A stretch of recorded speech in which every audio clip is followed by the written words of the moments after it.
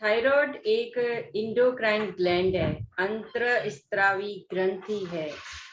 यह हमारे collar bone के ठीक ऊपर यहाँ लोकेटेड होती है, सिचुएटेड होती है, बटरफ्लाई के शेप में होती है।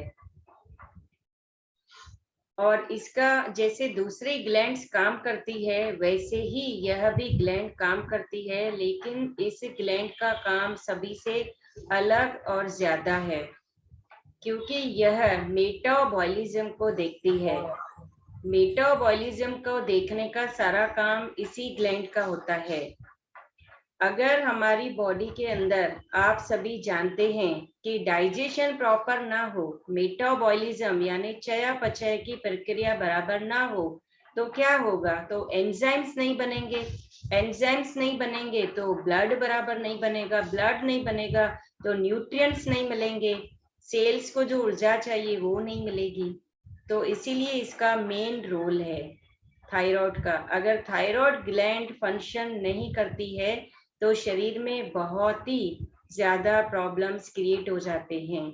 अब सबसे पहले देखेंगे ये मेटाबॉलिज्म में क्या क्या करती है। यह बॉन्स को, टिश्यूज को, इनको कंट्रोल करती है, इनको स्ट्रेंथ देती है। कैल्शियम के मेटाबॉलिज्म को, मेटाबॉलिज्म में हर चीज आ गई तो कैल्शियम को भी यह देखती है, कार्बोहाइड्रेट्स को, फिर प्रोटीन को, सारे जो भी हम तत्व लेते हैं, खनिज जो हम न्यूट्रिएंट्स लेते हैं बाहर से, जिनका मेडिकल टर्मिनोलॉजी में कार्बोहाइड्रेट्स, प्रोटीन, फैट और ये सब आता है नाम, उन सभी का मेटाबॉलिज्म, इस मेटाबॉलिज्म के अंतर्गत जो भी कुछ देखना होता है, कंट्रोल करना होता है, यह इसी हार्मोन्स के अंतर्गत होता है। और दूसरा मेन इसका क्या काम होता है, यह हार्ट रेट और ब्लड प्रेशर को भी कंट्रोल में करती है। तो जिन लोगों का ज्यादा और कम होता है तो वो भी थायराइड का एक इश्यू बन सकता है। अब हम बात करेंगे इसके सिम्टम्स की। जैसे पहले ये जो फंक्शन था, फंक्शन में जो हर चीज को ये मेटाबॉलिज्म में हर चीज आ जाएगी, तो हमारे शुगर को भी यही मेंटेन करने का काम करेगी, जो हार्मोन्स जो स्टिमुलेट होगा। अब इसके हम सिम्टम्स की बात करेंगे। पहले सिम्टम्स में क्या क्या आएगा, जो इसके पहले टाइप्स हैं वो टाइप्स में जाएंगे, उसके अकॉर्डिंग सिम्टम्स अलग हो जाएंगे। यह मुख्य दो प्रकार की होती है थायराइड। एक होती है हाइपर थायराइडिज्म और एक होता है हाइपोथायराइडिज्म। हाइपर यानी ओवर एक्टिव, हाइपर का मतलब ही है ओवर एक्टिव, यानी जो हार्मोन है वो ज्यादा बनाना। अगर यह ग्लैंड हार्मोन ज्यादा बनाती है तो शरीर में किस तरह के सिम्टम्स होते हैं, व्यक्ति एक्टिव ज्यादा हो जाएगा, उसको एक जगह बैठना नहीं आएगा, उसकी मूवमेंट बढ़ जाएगी, उसका वेट, मेटाबॉलिज्म बहुत स्ट्रांग हो जाएगा, बहुत फास्ट हो जाएगा। स्ट्रांग तो होगा ही लेकिन फास्ट हो जाएगा। वो कितना भी खाना खाए फिर भी पतला, दुबला पतला रहेगा, उसका खाना बहुत जल्दी से हजम हो जाएगा और वो जल्दी थक जाएगा। नींद का डिस्टरबेंस होना, यह भी एक उसमें सिम्टम्स में आता है। एंजाइटी होना, घबराहट होना, क्योंकि ओवर एक्टिव हार्मोन होने के कारण एंजाइटी पॉसिबल हो जाती है। फ्रस्ट्रेशन रहेगा, चिड़चिड़ापन रहेगा, स्वीटिंग ज्यादा रहेगी, और हैंड स्टिमर, जो हाथ कांपते हैं, कभी कभी हाथ से कोई चीज छूट भी जाती है, इस तरह के भी सिम्टम्स पाए जाते हैं। हेयर फॉल होता है, हेयर थिन भी हो जाते हैं, कितनी भी दवाइयां करते हैं लोग तो भी कंट्रोल में नहीं आता है हेयर फॉल, तो फिर डॉक्टर बोलता है जाके टेस्ट करवा के आओ, कहीं आपको थायराइड तो नहीं है। नींद का प्रॉब्लम, नींद डिस्टर्ब रहती है क्योंकि हार्मोन ओवर एक्टिव हो गया, एक्सेसिव हो गया, ज्यादा हो गया, तो नींद का भी प्रॉब्लम रहता है, नींद डिस्टर्ब रहती है। जैसे वो लोग सोएंगे, भले 10 बजे बेड पे चले जाएंगे, लेकिन नींद आएगी 1:30 बजे, 2 बजे, 3 बजे, 4 बजे, नींद का कोई ठिकाना नहीं रहेगा। और मसल्स की में वीकनेस रहती है, पेन रहता है, जल्दी थक जाएंगे। ओवर एक्टिव हार्मोन हो गया तो फिर जल्दी से थकान ये सब महसूस होना आसान इजी हो जाता है। हार्ट रेट जो होता है वो भी इंक्रीज हो जाता है ओवर एक्टिव होने के कारण। वेट लॉस बहुत जल्दी फास्ट हो जाता है। कितना भी व्यक्ति खाना खाए दुबला पतला रहेगा ही रहेगा, उसके साथ उसमें वीकनेस तो फील नहीं होती है। वेट लॉस के कारण और चीजें बिगड़ जाती है शरीर के अंदर, जैसे उसका हार्ट रेट बढ़ जाना, फिर इरेग्युलर पीरियड्स अगर वो महिला है तो, और ऑस्टियोपोरोसिस की समस्या होती है। क्योंकि लास्ट के 7 जो मैंने वीडियोस बनाए हैं होलिस्टिक हेल्थ विथ मीना, उसमें मैंने बताया है कि थायराइड क्या करता है। थायराइड में जो लोग कैल्शियम बोलते हैं कि ये डेफिशिएंसी हो जाती है, डेफिशिएंसी तो नहीं होती है। वो जो थायराइड ग्लैंड है वो बोन्स में से कैल्शियम को बाहर फेंक देता है बराबर प्रॉपर बैलेंस नहीं होने के कारण। तो वो जो सिम्टम है वो हाइपर में आता है। और अभी आपको ये जो सभी को कंफ्यूजन होती है कि लोग, मैं पूछती हूँ हाइपर है कि हाइपो है पेशेंट को, तो वो बोलता है पतले होने वाली है। तो पतले होने वाली यानी आपको ये आसानी से अभी लर्न हो जाएगा कि हाइपर है। अब बात करेंगे हाइपो की, हाइपोथायरॉयडिज्म की बात करेंगे। उसमें कौन से सिम्टम्स रहेंगे, उसके अपोजिट सिम्टम्स रहेंगे। जैसे हार्ट बीट उसमें ज्यादा रहेगी, हार्ट रेट तो उसमें स्लो हो जाएगा क्योंकि हार्मोन बहुत कम काम कर रहा है।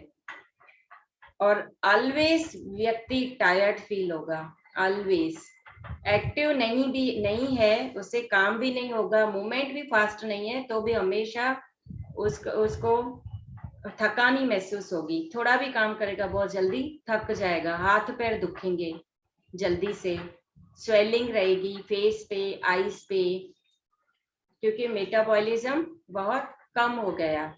इसके लिए वजन जल्दी बढ़ेगा, नहीं खाने के बाद भी वजन बढ़ेगा। वो लोग पानी पिएंगे तो भी वजन बढ़ेगा उन लोगों का। दूसरा क्या होगा, उसमें मेटाबॉलिज्म स्लो होने के कारण उनके जो हेयर है, हेयर को जो पोषक तत्व चाहिए वो भी नहीं मिलेंगे। तो उसमें भी हेयर दोनों के, उसमें हाइपर में भी और हाइपो में भी बाल पतले भी रहेंगे और बालों का ग्रोथ भी नहीं रहेगा अच्छा, और उनमें बाल गिरने की, बाल जलने की समस्या भी कॉमन रहेगी। और दूसरा, इनमें जो नेल्स होते हैं, नेल्स भी जल्दी टूटते हैं। जिनको हाइपोथायरॉयडिज्म होता है उनके नेल्स में क्रैक्स आना और नेल्स जल्दी जल्दी टूटना, थिन हो जाना, ये सब समस्याएं, ये सिम्टम्स हो सकते हैं। और जैसे हाइपर में स्वीटिंग ज्यादा थी तो इसमें स्वीटिंग बहुत कम रहेगी। मसल्स टाइट रहेंगे, बहुत स्टिफ रहेंगे। कॉन्स्टिपेशन जरूर रहेगा, जो क्योंकि कॉन्स्टिपेशन यानी जो वेस्ट मटेरियल बाहर बॉडी फेंक ही नहीं रहा है, तो नतीजा वेट गेन। तो कॉन्स्टिपेशन की समस्या रहेगी। स्किन बहुत ड्राई रहेगी, इस टाइप के थायराइड में स्किन ड्राई रहेगी, बाल बहुत रफ और ड्राई रहेंगे। स्किन ड्राई है तो स्कल्प भी ड्राई रहेगा, तो बाल भी काफी रफ हो जाते हैं। और इन लोगों में एक मस्त बात होती है कि ये बहुत जल्दी चीजों को भूल जाते हैं। अभी क्या बोला अभी भूल जाएंगे, अभी कौन सी चीज कहाँ रखी वो भी भूल जाएंगे। और कंफ्यूजन होता है, कुछ भी समझने और अंडरस्टैंड करने में इनको टाइम लगता है। इसके बाद जो पीरियड्स होते हैं महिलाओं में, तो उसमें क्या होता है, जो 28 डेज का साइकिल होता है वो 40 डेज पे चला जाता है, और या इससे भी डिले हो सकता है। और फेस और आईज में जो स्वेलिंग होती है उसके साथ कभी कभी आईज में पेन भी हो जाता है। कोलेस्ट्रॉल लेवल इंक्रीज हो जाता है, बढ़ जाता है। अगर इस टाइप का सिम्टम, इस टाइप का थायराइड होगा तो कोलेस्ट्रॉल भी कभी कभी बढ़ा हुआ दिखता है। और वुमेन में ये जो हार्मोनल इम्बैलेंस हुआ, जो हार्मोन बहुत कम बना रहा है, लिटिल बना रहा है, उसकी वजह से जो वुमेन है उसमें इनफर्टिलिटी आ जाती है। क्लियर, ये सिम्टम्स हो गए हमारे।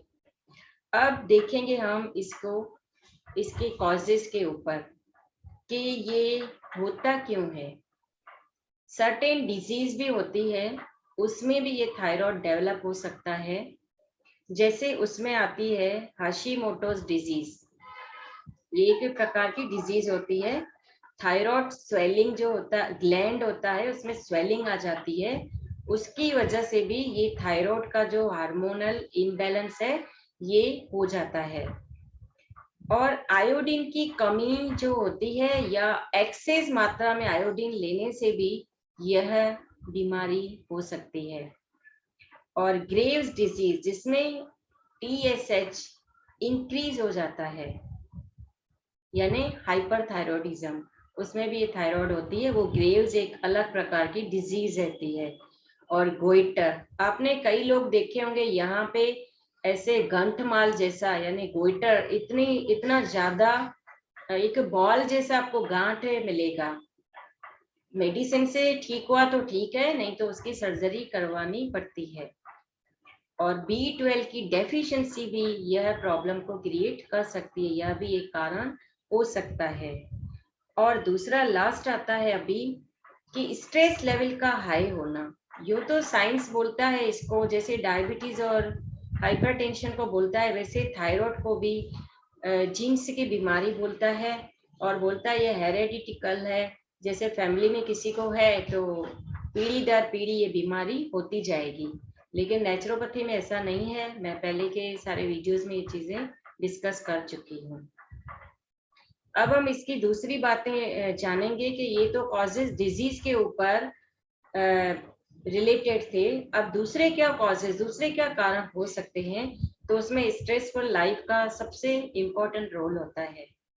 अगर आपकी लाइफ स्ट्रेस है, इमोशन ज्यादा सक्रिय हैं, आप ज्यादा सेंसिटिव हो किसी भी चीज से, सेंसिटिव होना बहुत अच्छी बात है। जो लोग सेंसिटिव नहीं है वो तो गॉड के किंगडम में पैर भी नहीं रख सकते हैं।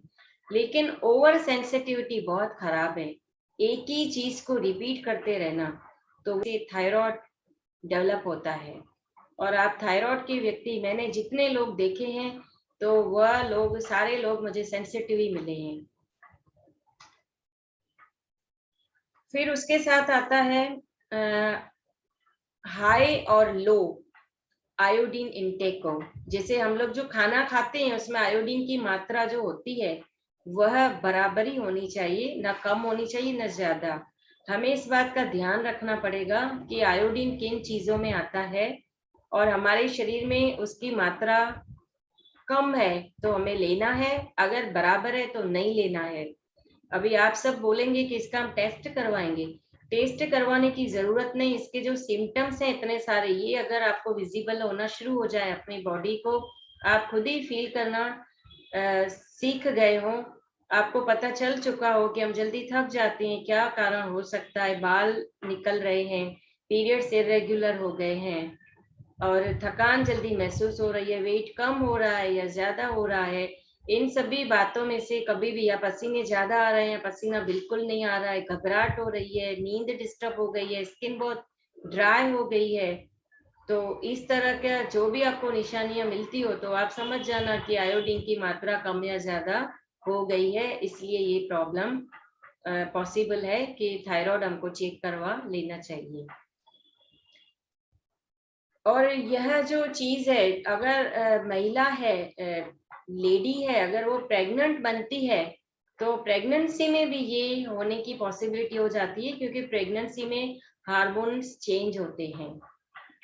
और एक जो सोया प्रोडक्ट्स होते हैं, वो लोग जो बहुत खाते हैं उनको भी यह चीज हो सकती है, यह प्रॉब्लम क्रिएट हो सकता है कि उनका थायराइड या तो हाइपर हो जाए या हाइपो हो जाए। एक्सेस कंजप्शन हर चीज का खराब होता है, अति हर चीज की बुरी होती है। अभी जो सोया मिल्क चल रहा है, लोग बिना बस देखे, बिना सोचे सब यूट्यूब खोल के देखते हैं, ये करने से ऐसा होता है, वो करने से ऐसा होता है। होता कुछ भी नहीं है, क्योंकि आपके बॉडी का कॉन्स्टिट्यूशन क्या है उनको मालूम ही नहीं है। आयुर्वेद के हिसाब से सारी बीमारियां किस तरह से, किस वजह से होती है, कफ वात पित्त, ये पहले के वीडियोस में मैं ऑलरेडी डिस्कस कर चुकी हूँ।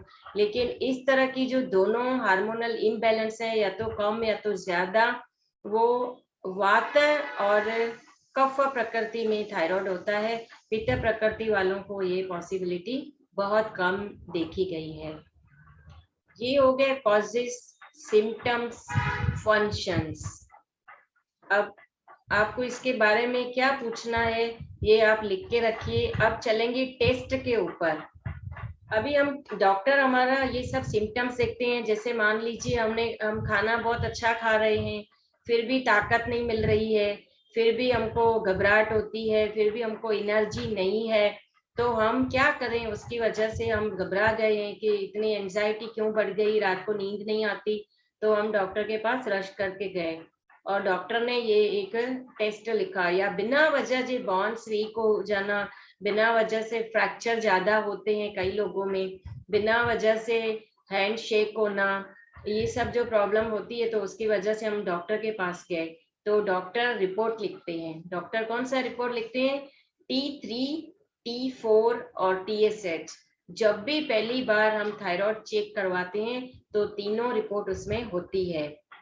TSH का मतलब क्या होता है? Thyroid stimulation hormone. और ये हार्मोन को कौन बनाता है?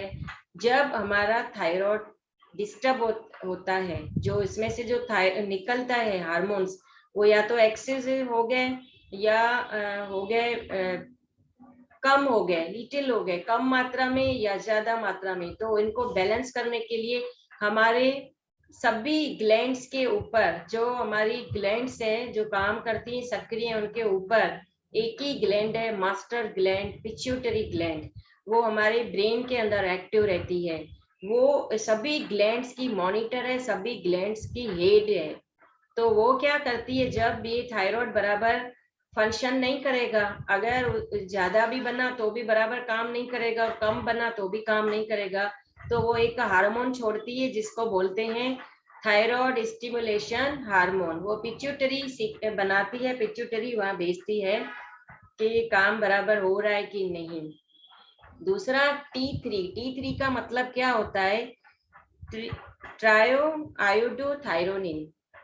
यह जो T3 है उसका मतलब ये 3 आयोडीन के एटम को कंट्रोल करता है। और इसमें ये देखने का रहता है कि 3 जो आयोडीन की मात्रा है वो किस तरह की है, उसमें एक कंटेंट होता है, एटम्स बोलते हैं उनको। और T4 है, वो क्या होता है? थायरॉक्सिन, यानी वो आयोडाइड आइटम्स को, 4 आइटम्स को वो देखता है। तो ये तीनों टेस्ट डॉक्टर करवाता है और तीनों टेस्ट के बाद जजमेंट पे आते हैं कि ये हाइपर है कि हाइपो है। TSH बहुत सारी चीजों में नॉर्मल मिलता है, तो T4 ज्यादा होता है, T3 कम होता है। उसके ऊपर जजमेंट लगाते हैं कि किस तरह का थायराइड है भी या नहीं भी है। इस तरह समझ में आ जाता है। डॉक्टर रिपोर्ट करवाता है, ब्लड का रिपोर्ट ही रहता है और यह रिपोर्ट खाली पेट होता है। अब हम बात करेंगे, इसको समझो किसी को आ गई थायराइड, तो उसको कंट्रोल कैसे करेंगे वो लोग, और उसके लिए क्या करेंगे? एवरी 3 मंथ्स उनको यह रिपोर्ट निकालना बहुत जरूरी होता है।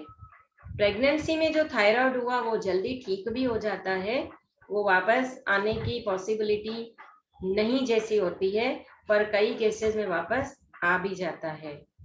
और उसके बाद रिस्क फैक्टर किसको होते हैं?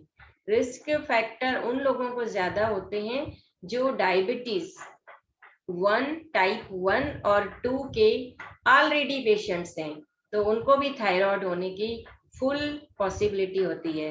क्यों? क्योंकि उनमें भी डाइजेशन डिस्टर्ब है, ऑलरेडी डाइजेशन डिस्टर्ब है, तो जो हार्मोनल इम्बैलेंस रहेगा, जो पैनक्रियाज है वो भी ग्लैंड है, हर ग्लैंड दूसरे के ऊपर डिपेंडेंट है।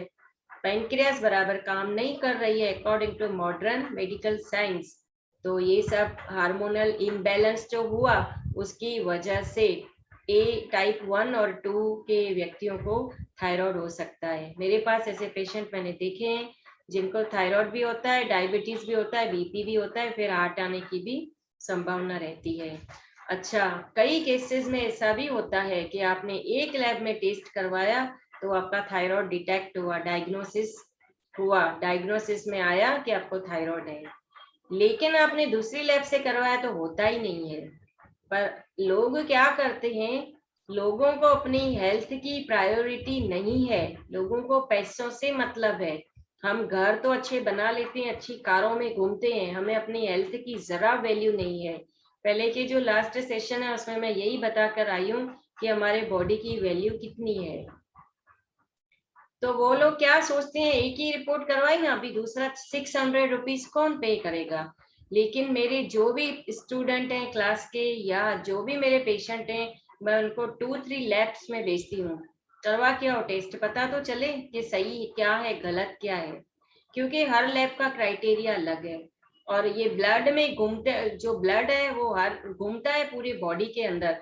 तो आप थायराइड सुबह में टेस्ट करवाओगे तो अलग आएगा, शाम को अलग आएगा, दोपहर का अलग आएगा।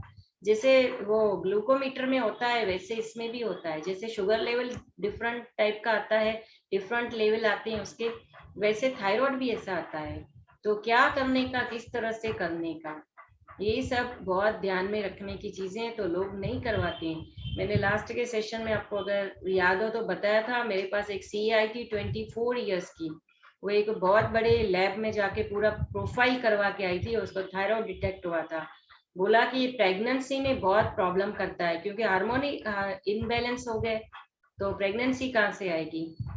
तो ये मैंने बता ही दिया आपको, ये इस तरह का रहता है, और वेट भी गेन हो रहा था उसका।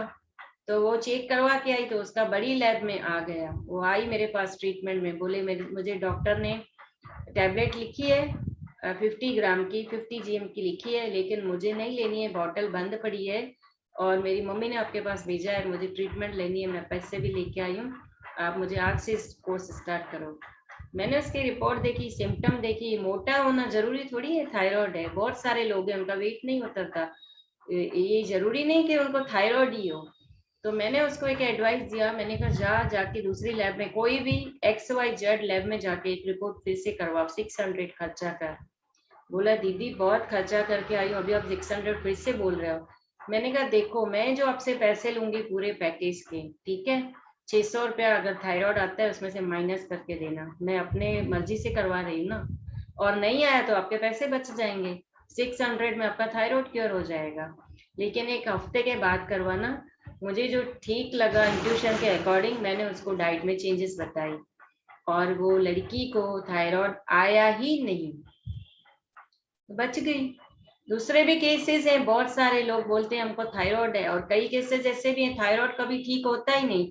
मेरे क्लास में 3 थायराइड पेशेंट थे, 2 का ठीक होगा, क्योर हो गया, एक तो मैंने चैनल में भी डाल दी है, तीनों रिपोर्ट्स हैं जब थायराइड स्टार्ट हुआ, उसके बाद 3 महीने के बाद फिर से रिपोर्ट करवाया, जब गोली बंद, मतलब करवाते रहते थे, गोली का डोज कम होता जाता था, और फिर जब उसका थायराइड बंद हुआ, गोली स्टॉप हुई, डॉक्टर ने करवाई अपने आप, जब स्टॉप हुई उसका उसका रिपोर्ट, और उसके बाद 3 मंथ्स का यानी नॉर्मल रिपोर्ट, 3 मंथ्स के बाद आप मेडिसिन के बगैर कितना थायराइड आता है, बढ़ तो नहीं गया, वो भी नॉर्मल रिपोर्ट, मैंने चैनल में ये तीनों रिपोर्ट डाली हुई है पेशेंट की, और आज तक थायराइड की कोई गोली नहीं खाते हैं। और मुझे तो डॉक्टर बोलते हैं, मैं डॉक्टर के साथ कभी भी कोई चीज शेयर करती हूँ तो मुझे सब बोलते हैं कि एक ही लैब होना चाहिए, डॉक्टर अच्छा होना चाहिए, पता नहीं किस तरह का डॉक्टर, तो ये सब ऐसा ही नहीं, इग्नोर कर देते हैं इन चीजों को, जेन्युइनली लेते ही नहीं है। लेकिन मजे की बात, जो मेरी ये पेशेंट है उसका बेस्ट अहमदाबाद में इंडोक्रोनोलॉजिस्ट डॉक्टर पराग शाह सेम है, ऑलवेज वो उन्हीं को ही दिखाती थी, वही रेफर करते थे, और लैब भी एक ही है, तो एवरीथिंग इज पॉसिबल। दूसरी भी एक है लेडी, वो भी, उसका भी वेट बहुत ज्यादा, तो भी थायराइड उसका कंट्रोल में हो गया, वो तो इतना ज्यादा उनसे प्राणायाम योगा होता भी नहीं है, सिंपल प्राणायाम करते हैं और सिंपल आके बैठते हैं, थोड़ा बहुत मेडिटेशन कर लेते हैं, बस उनका सब चीजें नॉर्मल होना शुरू हो गया। तो आप जो चाहो वो सब कर सकते हो।